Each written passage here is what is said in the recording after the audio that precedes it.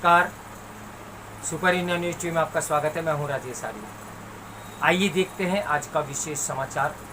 विपक्षी एकता की बाधाएं। इस पर हैरत नहीं कि भाजपा विरोधी दलों को नए सिरे से एकजुट करने की कोशिश तेज हो गई है। इन दिनों इसकी कमान नीतीश कुमार अपने हाथ में लेते दिख रहे हैं।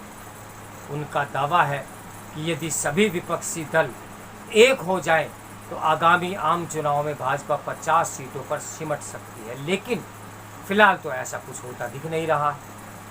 नीतीश कुमार का इससे नाराज होना स्वाभाविक है कि मणिपुर के उनके 6 विधायकों में से 5 भाजपा में चले गए, लेकिन आखिर यह भी तो एक तथ्य है कि चंद दिनों पहले वे खुद भाजपा से नाता तोड़कर महागठबंधन के साथ चले गए थे। नीतीश कुमार ने जब से महागठबंधन से हाथ मिलाया है, तब से उनके सहयोगी और समर्थक उन्हें प्रधानमंत्री पद का उपयुक्त प्रत्याशी बताने में लगे हुए हैं। इसमें हर्ज नहीं, लेकिन मुश्किल यह है कि अन्य विपक्षी दल पीएम प्रत्याशी के रूप में उनका नाम आगे बढ़ाने में उत्साह नहीं दिखा रहे हैं। पिछले दिनों उनसे मुलाकात करने पटना गए तेलंगाना के मुख्यमंत्री के चंद्रशेखर राव ने भी पीएम प्रत्याशी के तौर पर उनका नाम आगे करने में हिचक। आश्चर्य यह नहीं कि इसके पीछे उनकी आशंका हो कि वह स्वयं पीएम पद के दावेदार बने।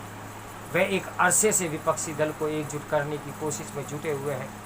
कुछ समय पहले एक ऐसी ही कोशिश ममता बनर्जी कर रही थी। इसके पहले ऐसी ही कोशिश शरद पवार और कुछ अन्य नेता भी कर चुके हैं। अब कुछ विपक्षी नेता कांग्रेस को साथ लेकर एकजुट होना चाहते हैं, तो कुछ इसके बगैर कांग्रेस को साथ लिए बगैर विपक्षी दलों को कोई मोर्चा तो बन सकता है, लेकिन वह बड़ी राजनीतिक ताकत नहीं बन सकता।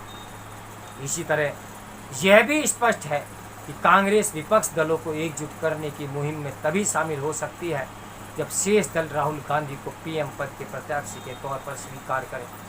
इसके आसार कम ही दिखते हैं, चूँकि 2024 के आम चुनाव में अभी देर है। इसलिए कहना कठिन है कि विपक्षी एकता की क्या सूरत बनेगी, लेकिन अभी तक का अनुभव यही बताता है कि विपक्ष एकजुट होने की चाह जितनी मर्जी कोशिश करे, वह नाकाम ही अधिक रहता है। विपक्षी एकता के लिए आवश्यक केवल यह नहीं कि भाजपा विरोधी दल पीएम के पद के दावेदार को लेकर एक मत हो, बल्कि यह भी है कि वे कोई ऐसा न्यूनतम साझा कार्यक्रम तैयार करें जो देश की जनता को आकर्षित कर सके।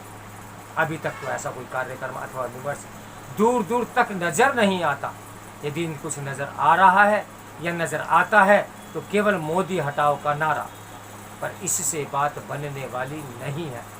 तो मेरे साथ बने रहिए सुपर इंडिया न्यूज़ टीवी की ब्रेकिंग न्यूज़ के लिए। नमस्कार, मैं हूँ राजेश आर्य।